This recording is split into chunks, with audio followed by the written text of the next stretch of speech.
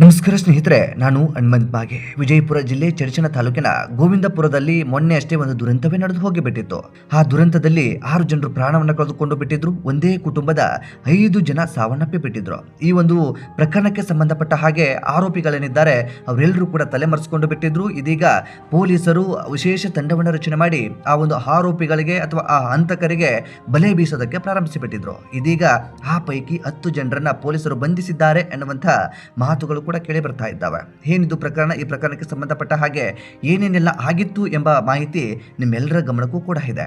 ಹೆಣ್ಣು ಹೊಣ್ಣು ಮಣ್ಣು ಈ ಎಲ್ಲವೂ ಕೂಡ ಇದೆಯಲ್ಲ, ನಿಜಕ್ಕೂ ಪ್ರಾಣವನ್ನು ತೆಗೆಯೋದಕ್ಕೆ ಯಾವುದೇ ರೀತಿಯಾದಂಥ ಅಡ್ಡಿಯನ್ನು ಮಾಡೋದಿಲ್ಲ ಅನ್ನುವಂಥದ್ದು ಇಲ್ಲಿ ಸ್ಪಷ್ಟವಾಗಿ ಗೊತ್ತಾಗಿಬಿಡುತ್ತೆ. ಸ್ನೇಹಿತರೆ, ಬೆಂಗಳೂರನ್ನು ಹೊರತುಪಡಿಸಿಬಿಟ್ರೆ ಬಹುತೇಕ ರೌಡಿಗಳು, ಬಹುತೇಕ ಹಂತಕರುಗಳು ಕಾಣಿಸಿಕೊಳ್ಳೋದು ಈ ವಿಜಯಪುರ ಜಿಲ್ಲೆಗೆ ಸಂಬಂಧಪಟ್ಟ ಹಾಗೆ. ನಾನು ಯಾವುದೇ ಕಾರಣಕ್ಕೂ ಆ ಒಂದು ಜಿಲ್ಲೆಗೆ ಅರ್ಟ್ ಮಾಡಬೇಕು ಅಥವಾ ಇನ್ಯಾವುದೋ ಉದ್ದೇಶದಿಂದ ಹೇಳ್ತಾ ಇಲ್ಲ. ಇತ್ತೀಚೆಗೆ ನೀವು ಗಮನಿಸಿದ ಹಾಗೆ ಕೊಲೆ ಪ್ರಕರಣಗಳನ್ನು ಗಮನಿಸ್ತಾ ಇರುವ ಹಾಗೆ ಅದರಲ್ಲೂ ಕೂಡ ಆಸ್ತಿಗಾಗಿ, ಹೆಣ್ಣಿಗಾಗಿ ಅಥವಾ ಸಣ್ಣ ಪುಟ್ಟ ವೈಮನಸ್ಸಿಗಾಗಿ ಕೊಲೆಗಳು ಆಗ್ತಾ ಇರುವಂಥದ್ದು ಇದೇ ಭಾಗದಲ್ಲಿ ಬಹುತೇಕ ನಿಮ್ಮೆಲ್ಲರಿಗೂ ಕೂಡ ಗೊತ್ತಿರುವಂಥ ವಿಚಾರ. ಆ ಒಂದು ಕಾರಣದಿಂದಾಗಿ ಈ ಒಂದು ಮಾತನ್ನು ಹೇಳ್ತಾ ಇದ್ದೇನೆ. ಹಾಗಂತೇಳಿ ವಿಜಯಪುರದ ಮೇಲೆ ನನಗೆ ಯಾವುದೇ ರೀತಿಯಾದಂಥ ಕೆಟ್ಟ ಅಭಿಪ್ರಾಯವೂ ಕೂಡ ಇಲ್ಲ. ಹಾಗಂತೇಳಿ ಅದನ್ನು ಈ ರೀತಿಯಾಗಿ ಬಿಂಬಿಸಬೇಕನ್ನುವಂಥದ್ದು ನನ್ನ ಅಭಿಪ್ರಾಯವೂ ಅಲ್ಲ. ಸ್ನೇಹಿತರೆ, ವಿಜಯಪುರ ಜಿಲ್ಲೆ ಚಡಚಣ ತಾಲೂಕಿನ ಗೋವಿಂದಪುರದಲ್ಲೂ ಕೂಡ ಅಂಥದ್ದೇ ಒಂದು ದುರಂತ ನಡೆದು ಹೋಗಿಬಿಟ್ಟಿತ್ತು. ನಿಮ್ಮೆಲ್ಲರ ಗಮನಕ್ಕೂ ಇದೆ. ಆಸ್ತಿ ವಿಚಾರಕ್ಕಾಗಿ 25 ಎಕರೆ ಆಸ್ತಿಯನ್ನು ನಿರಾಳೆ ಕುಟುಂಬದವರು ಖರೀದಿ ಮಾಡಿ ಅದನ್ನು ಉಳುಮೆ ಮಾಡಬೇಕು ಅನ್ನುವ ನಿಟ್ಟಿನಲ್ಲಿ ಸ್ವಚ್ಛವನ್ನುಗೊಳಿಸೋದಕ್ಕೆ ಮುಂದಾಗಿದ್ರು. ಆ ಸಂದರ್ಭದಲ್ಲಿ ಈ ಒಂದು ಪಾಟೀಲ್ ಅನ್ನುವಂಥ ಕುಟುಂಬ ಏನಿದೆಯಲ್ಲ, ಇದೀಗ ಆರೋಪ ಬರ್ತಾ ಇರುವ ಹಾಗೆ, ಆರೋಪಿಗಳು ಅವರೇ ಅಂತ ನಾನು ಹೇಳೋದಿಲ್ಲ, ಬದಲಿಗೆ ಆ ಪಾಟೀಲ್ ಕುಟುಂಬದ ಮೇಲೆ ಆರೋಪ ಕೇಳಿ ಬರ್ತಾ ಇದೆ. ಆ ಪಾಟೀಲ್ ಕುಟುಂಬದವರು ನಿರಾಳೆ ಕುಟುಂಬದವರನ್ನ ಅಲ್ಲಿ ಸ್ಥಳದಲ್ಲಿಯೇ ಕೊಂದು ಬಿಸಾಕಿ ಬಿಟ್ಟಿದ್ರು. ಇದೊಂದು ಭಯಾನಕ ದುರಂತವೇ ಅಂತ ಹೇಳಿದ್ರು ಕೂಡ ತಪ್ಪಾಗ್ಲಿಕ್ಕಿಲ್ಲ. ಇಂಥದ್ದೊಂದು ದುರಂತ ನಡೆದು ಹೋಗಿಬಿಟ್ಟಿತ್ತು. ಒಂದು ಕಡೆ ಅಲ್ಲಿ ಲಾ ಆ್ಯಂಡ್ ಆರ್ಡರ್ ಹದಗೆಟ್ಟು ಹೋಗಿಬಿಟ್ಟಿದೆಯಾ ಅನ್ನುವಂಥ ಪ್ರಶ್ನೆ ಈ ಸಂದರ್ಭದಲ್ಲಿ ಹುಟ್ಕೊಂಡು ಬಿಡುತ್ತೆ. ಯಾಕೆ ಅಂತಂದ್ರೆ ಕಾನೂನಿನ ಪರಿಜ್ಞಾನ ಅಲ್ಲಿನ ಜನಗಳಿಗೆ ಇಲ್ವಾ? ವಿದ್ಯಾವಂತರೇ ಅಲ್ಲಿ ಆಗ್ತಾ ಇಲ್ವಾ? ಅಥವಾ ಇಂಥದ್ದೆಲ್ಲವೂ ಕೂಡ ಗೊತ್ತಿದ್ರು ಅದೇನೇ ಆದರೂ ಕೂಡ ನಮ್ಮ ವರ್ಚಸ್ ಕಡಿಮೆ ಆಗಬಾರ್ದು, ನಮ್ಮ ಒಂದು ಆತ್ಮಗೌರವ ಕಡಿಮೆ ಆಗಬಾರ್ದು ಅನ್ನೋ ಕಾರಣಕ್ಕೆ ಈ ರೀತಿಯಾಗಿ ಮಾಡ್ಕೊಳ್ತಾ ಇದ್ದಾರಾ? ಏನು ಕೂಡ ಗೊತ್ತಾಗ್ತಾ ಇಲ್ಲ. ಅಲ್ಲಿ ಬಹುತೇಕ ಪೊಲೀಸ್ ಇಲಾಖೆಗೆ ಈ ರೀತಿಯಾದಂಥ ಕೇಸ್ಗಳು ತಲೆನೋವಾಗಿ ಬಿಡ್ತಾ ಇದ್ದಾವೆ. ಈ ಒಂದು ಪ್ರಕರಣಕ್ಕೆ ಸಂಬಂಧಪಟ್ಟ ಹಾಗೆ ಇದೀಗ 10 ಜನರನ್ನ ಬಂಧಿಸಲಾಗಿದೆ. ಸ್ನೇಹಿತರೆ, ನಿರಾಳೆ ಕುಟುಂಬವನ್ನ ಕೊಂದು ತೇಗಿದಂತಹ ಹಂತಕರು ಇದೀಗ 10 ಜನರು ಪತ್ತೆ ಆಗಿದ್ದಾರೆ. ಈ ಪೈಕಿ ಇನ್ನೂ ಕೆಲವು ಜನರು ತಲೆಮರೆಸಿಕೊಂಡು ಬಿಟ್ಟಿದ್ದಾರೆ. ಅಂದ ಹಾಗೆ ಇಲ್ಲಿಯವರೆಗೂ ಏನೇನೆಲ್ಲ ಬೆಳವಣಿಗೆ ಆಗಿದೆ, ಈ ಘಟನೆಯ ಒಂದಿಷ್ಟು ಮಾಹಿತಿಯನ್ನು ಗಮನಿಸ್ತಾ ಹೋಗೋಣ. ಸಾಧ್ಯವಾದರೆ ವಿಡಿಯೋನ ಕೊನೆವರೆಗೂ ನೋಡಿ. ನೀವೇನಾದರೂ ನಮ್ಮ ಚಾನಲ್ನ ಸಬ್ಸ್ಕ್ರೈಬ್ ಮಾಡಿಕೊಳ್ಳದೆ ವಿಡಿಯೋವನ್ನು ಗಮನಿಸ್ತಾ ಇದ್ದರೆ ಈ ಕೂಡಲೇ ಸಬ್ಸ್ಕ್ರೈಬ್ ಮಾಡಿ ಹಾಗೂ ಬೆಲ್ ಐಕನ್ ಕೂಡ ಕ್ಲಿಕ್ ಮಾಡಿಕೊಳ್ಳಿ. ವಿಜಯಪುರ ಜಿಲ್ಲೆ ಚಡಚಣ ತಾಲೂಕಿನ ಗೋವಿಂದಪುರದಲ್ಲಿ ಮೊನ್ನೆ ಅಷ್ಟೇ ಒಂದು ದುರಂತ ನಡೆದು ಹೋಗಿಬಿಟ್ಟಿತ್ತು. ಶುಕ್ರವಾರ ಮಧ್ಯಾಹ್ನ 2 ಗಂಟೆ ಅಥವಾ 3 ಗಂಟೆಯ ಆಸುಪಾಸಿನಲ್ಲಿ ಇಂಥದ್ದೊಂದು ದುರಂತ ನಡೆದು ಹೋಗಿಬಿಟ್ಟಿತ್ತು. ನಾನು ಆರಂಭದಲ್ಲಿ ನಿಮಗೆ ಒಂದಿಷ್ಟು ಮಾಹಿತಿನ ಹಂಚಿಕೊಂಡೆ. ಅಂತಂದ್ರೆ ಆಸ್ತಿ ವಿಚಾರಕ್ಕೆ ಸಂಬಂಧಪಟ್ಟ ಹಾಗೆ ಇಂಥದ್ದೊಂದು ದುರಂತ ನಡೆದು ಹೋಗಿದೆ ಅಂತೇಳಿ.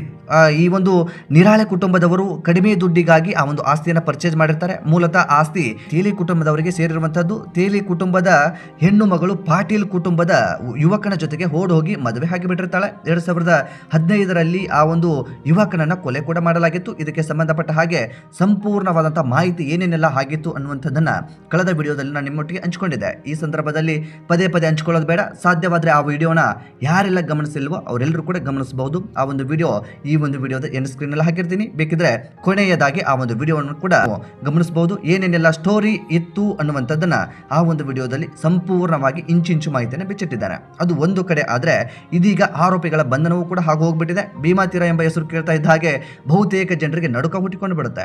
ನಾನು ಆರಂಭದಲ್ಲೂ ಹೇಳಿದ ಹಾಗೆ ಬೆಂಗಳೂರನ್ನು ಹೊರತುಪಡಿಸಿಬಿಟ್ರೆ ಬಹುತೇಕ ಈ ರೀತಿಯಾದಂಥ ದುರಂತಗಳು ನಡೆದು ಹೋಗೋದು ಕೇವಲ ವಿಜಯಪುರ ಜಿಲ್ಲೆಯಲ್ಲಿ ಮಾತ್ರ.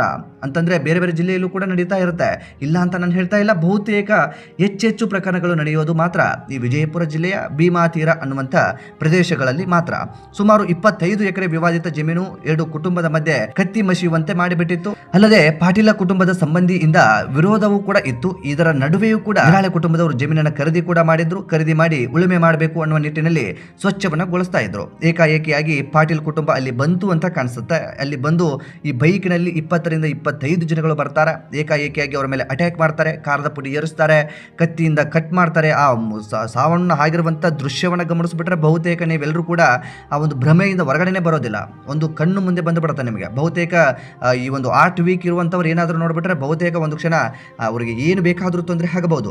ಆ ರೀತಿಯಾಗಿ ಭಯಂಕರವಾಗಿ ಅವರನ್ನು ಕೊಚ್ಚಿ ಕೊಲೆ ಮಾಡಿಬಿಡ್ತಾರೆ. ಅದಾದ ಬಳಿಕ ಅವರನ್ನು ಶವಾಗಾರಕ್ಕೆ ಇರಿಸಲಾಗಿರುತ್ತೆ. ಅಲ್ಲಿಂದ ಚಡಚಣದ ಒಂದು ಕುಟುಂಬಕ್ಕೆ ಹಸ್ತಾಂತರ ಮಾಡಲಾಗುತ್ತೆ. ಅಂತಿಮ ಕಾರ್ಯ ಅಥವಾ ಇಂಥದ್ದೆಲ್ಲವೂ ಕೂಡ ಈಗಾಗಲೇ ಮುಗಿದು ಹೋಗಿರುವಂಥ ವಿಚಾರ. ಈಗ ಆ ಒಂದು ಪ್ರಕರಣಕ್ಕೆ ಸಂಬಂಧಪಟ್ಟ ಹಾಗೆ ಒಟ್ಟು 10 ಜನರನ್ನ ಬಂಧಿಸಲಾಗಿದೆ. ಈ ಒಂದು ಪ್ರಕರಣಕ್ಕೆ ಸಂಬಂಧಪಟ್ಟ ಹಾಗೆ ಬಹುತೇಕ ಜನರ ಮೇಲೆ ದೂರು ಕೂಡ ದಾಖಲಾಗಿದೆ. ಅಧಿಕೃತವಾಗಿ ಸಿಕ್ಕಂತಹ ಮಾಹಿತಿಯ ಪ್ರಕಾರ ಒಂದು 12 ಜನರ ಹೆಸರು ಇದೀಗ ಬಹಿರಂಗವಾಗಿ ಬಿಡ್ತಾ ಇದೆ. ಚಡಚಣ ತಾಲೂಕಿನ ಕಲ್ಲನಗೌಡ ಪಾಟೀಲ್ ಅವರನ್ನು ಈ ಪ್ರಕರಣದಲ್ಲಿ ಮೊದಲ ಆರೋಪಿ ಎಂದು ಹೆಸರಿಸಲಾಗಿದೆ.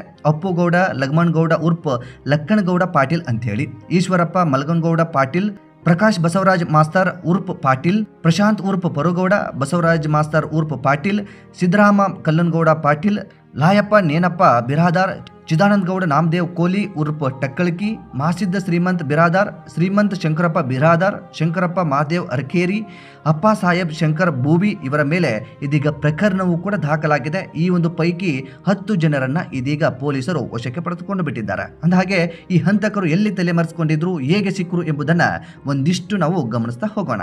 ಮಹಾರಾಷ್ಟ್ರದ ಸೊಲ್ಲಾಪುರ ಜಿಲ್ಲೆಯ ಅಕ್ಕಲಕೋಟ್ ತಾಲೂಕಿನ ಕುಡ್ಲಾ ಗ್ರಾಮದಲ್ಲಿ ಈ ಒಂದು ಅವಿವೇಕಿಗಳನ್ನ ಇದೀಗ ಪೊಲೀಸರು ಬಂಧಿಸಿದ್ದಾರೆ ಅನ್ನುವಂಥ ಮಾಹಿತಿಯು ಕೂಡ ಲಭ್ಯವಾಗ್ತಾ ಇದೆ. ಅವರುಗಳನ್ನ ಈಗಾಗಲೇ ಬಂಧಿಸಿ ಈ ಒಂದು ಪೊಲೀಸರ ಕ್ರಮ ಏನಿದೆ ಅಂತದೆಲ್ಲವನ್ನು ಕೂಡ ಜರುಗಿಸೋದಕ್ಕೆ ಈಗಾಗಲೇ ಇಲಾಖೆಯವರು ಮುಂದಾಗಿದ್ದಾರೆ. ಈ ಒಂದು ಕೇಸ್ನಲ್ಲಿ ಉತ್ತರ ವಲಯದ ಐಜಿಪಿ ಸಂದೀಪ್ ಪಾಟೀಲ್ ಅವರು ಕೂಡ ಇನ್ವಾಲ್ವ್ ಆಗಿದ್ದಾರೆ. ಒಂದು ವಿಶೇಷ ತಂಡವನ್ನು ರಚನೆ ಮಾಡಿದ್ದಾರೆ. ಈ ಹಂತಕರು ಏನೇನೆಲ್ಲ ಪ್ಲಾನ್ಗಳನ್ನು ಹಾಕೊಂಡಿದ್ರು, ಹೇಗೆಲ್ಲ ಪ್ಲಾನ್ ಮಾಡಿ ಈ ರೀತಿಯಾದಂಥ ಒಂದು ಕೃತ್ಯವನ್ನು ಎಸಗಿದ್ರು ಅನ್ನುವಂಥದ್ದನ್ನ ತನಿಖೆಯ ನಂತರವೇ ಬಹಿರಂಗಪಡಿಸಲು ಸಾಧ್ಯ ಆಗುವಂಥ ಸಾಧ್ಯತೆ ಇದೆ. ಒಟ್ಟಾರೆಯಾಗಿ ಇನ್ನೂ ಅನೇಕ ಆರೋಪಿಗಳು ತಲೆಮರೆಸಿಕೊಂಡಿದ್ದಾರೆ. ಅವರುಗಳನ್ನು ಪತ್ತೆ ಹಚ್ಚೋದಕ್ಕೂ ಕೂಡ ವಿಶೇಷ ತಂಡ ಇದೆ. ಈಗಾಗಲೇ 10 ಜನರ ಬಂಧನವೂ ಕೂಡ ಆಗಿದೆ. ಒಟ್ಟಾರೆಯಾಗಿ ಇಂತಹದ್ದೊಂದು ಅಮಾನವೀಯ ದುರಂತ ನಡೆದು ಹೋಗಿಬಿಟ್ಟಿದೆ. ಆಸ್ತಿ ವಿಚಾರ, ಕಡಿಮೆ ದುಡ್ಡಿಗೆ ಆಸ್ತಿ ಸಿಗುತ್ತೆ ಅಂತೇಳಿ ನಿರಾಳೆ ಕುಟುಂಬದವರು ಆಸ್ತಿಯನ್ನು ಖರೀದಿ ಮಾಡೋದಕ್ಕೆ ಹೋದ್ರು ಅಂತ ಕಾಣಿಸುತ್ತೆ. ಆ ಒಂದು ಆಸ್ತಿಯ ಮೇಲೆ ಪಾಟೀಲರ ಕಣ್ಣಿರುತ್ತೆ.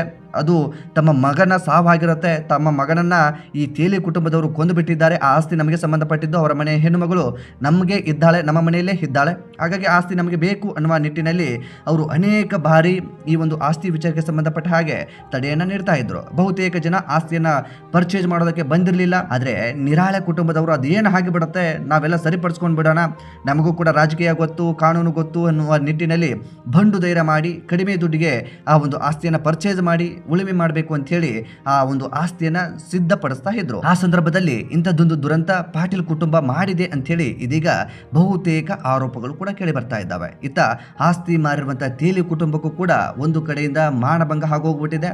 ನಮ್ಮ ಆಸ್ತಿಯಿಂದ ಇಂಥದ್ದೊಂದು ದುರಂತವೇ ನಡೆದು ಹೋಗ್ಬಿಡ್ತಲ್ಲ ಅನ್ನುವಂಥ ಒಂದು ಮನಸ್ಥಿತಿ ಅವರಲ್ಲೂ ಕೂಡ ಹುಟ್ಕೊಂಡು ಬಿಟ್ಟಿದೆ. ಒಟ್ಟಾರೆಯಾಗಿ ಯಾರೋ ಮಾಡಿದ ತಪ್ಪಿಗೆ ಅಥವಾ ಇನ್ಯಾವುದೋ ವಿಚಾರಕ್ಕೆ ಸಂಬಂಧಪಟ್ಟ ಹಾಗೆ ಏನೂ ಕೂಡ ತಪ್ಪು ಮಾಡದೆ ಕೇವಲ ಕಡಿಮೆ ದುಡ್ಡಿಗೆ ಆಸ್ತಿ ಸಿಗುತ್ತೆ ಅನ್ನುವಂಥ ಒಂದೇ ಒಂದು ಆಸೆಯಿಂದ ನಿರಾಳೆ ಕುಟುಂಬ ಆಸ್ತಿಯನ್ನು ಪರ್ಚೇಸ್ ಮಾಡಿತ್ತು. ಆ ಒಂದು ಆಸ್ತಿ ಪರ್ಚೇಸ್ ಮಾಡಿದ್ದೆ ಇವರಿಗೆ ಕಂಟಕವಾಯಿತು ಅಂತ ಕಾಣಿಸುತ್ತೆ. ಹಾಗಾಗಿ ತಮ್ಮ ಪ್ರಾಣವನ್ನ ಕಳೆದುಕೊಂಡು ಬಿಟ್ಟಿದ್ದಾರೆ.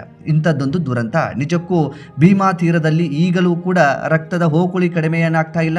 ಬಹುತೇಕ ಕೆಲವು ದಿನಗಳ ಹಿಂದೆ ಬಾಗಪ್ಪ ಹರಿಚಂದ್ ವಿಚಾರಕ್ಕೆ ಸಂಬಂಧಪಟ್ಟ ಹಾಗೆ ಒಂದು ಕೊಲೆ ಕೂಡ ಆಗೋಯಿತು. ಬಹುತೇಕ ಸಣ್ಣ ಸಣ್ಣ ವಿಚಾರಕ್ಕೂ ಕೂಡ ಅಲ್ಲಿ ಗಲಾಟೆಗಳು ನಡೀತಾ ಇದ್ದಾವೆ. ಅವನು ನಮ್ಮನ್ನೇ ಅವನ ಕೊಂದು ಬಿಟ್ಟಿದ್ದಾನೆ, ನಾವು ಅವನನ್ನು ಕೊಲ್ಲಬೇಕು ಅನ್ನುವಂಥ ಮನಸ್ಥಿತಿ ಇಂದಿಗೂ ಕೂಡ ಅಲ್ಲಿ ಜೀವಂತವಾಗಿ ಇದೆ ಅಂತಂದ್ರೆ ಬಹುತೇಕ ಏನು ವ್ಯವಸ್ಥೆ ಅಥವಾ ಎಂಥ ಕೆಟ್ಟ ಮನಸ್ಥಿತಿಯಲ್ಲಿ ಅವರೆಲ್ಲರೂ ಕೂಡ ಬದುಕ್ತಾ ಇದ್ದಾರೆ ಅನ್ನುವಂಥ ಪ್ರಶ್ನೆ ಈ ಸಂದರ್ಭಕ್ಕೆ ಹುಟ್ಟಿಕೊಂಡು ಬಿಡುತ್ತೆ. ಈ ಒಂದು ಪ್ರಕರಣದ ಕುರಿತಾಗಿ ಒಟ್ಟು ಈ ರೀತಿಯಾಗಿ ಎಲ್ಲವೂ ಕೂಡ ನಡೆದು ಹೋಗಿಬಿಟ್ಟಿದೆ. ಈ ಒಂದು ವಿಚಾರಕ್ಕೆ ಸಂಬಂಧಪಟ್ಟ ಹಾಗೆ ನಿಮ್ಮ ಅನಿಸಿಕೆ ಏನು ಎಂಬುದನ್ನು ಕಾಮೆಂಟ್ ಬಾಕ್ಸ್ ಅಲ್ಲಿ ಮೆನ್ಷನ್ ಮಾಡಿ. ಸಾಧ್ಯವಾದರೆ ವಿಡಿಯೋನ ನಿಮ್ಮ ಸ್ನೇಹಿತರಿಗೂ ಕೂಡ ಶೇರ್ ಮಾಡಿ. ಚಾನೆಲ್ನ ಸಬ್ಸ್ಕ್ರೈಬ್ ಮಾಡಿಕೊಳ್ಳದೆ ವಿಡಿಯೋನ ಗಮನಿಸಿದ್ರೆ ಈ ಕೂಡಲೇ ಸಬ್ಸ್ಕ್ರೈಬ್ ಮಾಡಿ ಹಾಗೂ ಬೆಲ್ ಐಕನ್ ಕೂಡ ಕ್ಲಿಕ್ ಮಾಡಿಕೊಳ್ಳಿ. ಮತ್ತೆ ಮುಂದಿನ ವಿಡಿಯೋದಲ್ಲಿ ಸಿಗೋಣ. ನಮಸ್ಕಾರ.